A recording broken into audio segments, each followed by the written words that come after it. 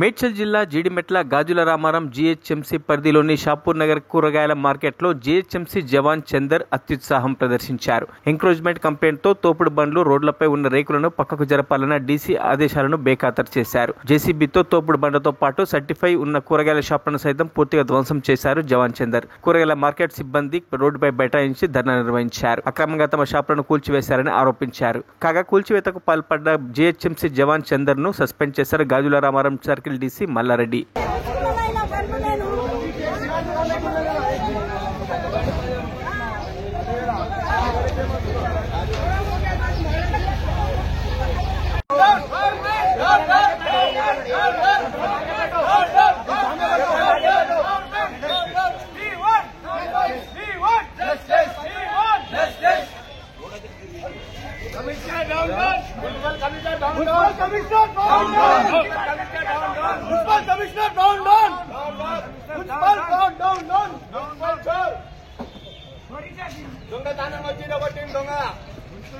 మరిన్ని అప్డేట్స్ కోసం మా ఛానల్ ని సబ్స్క్రైబ్ చేయండి.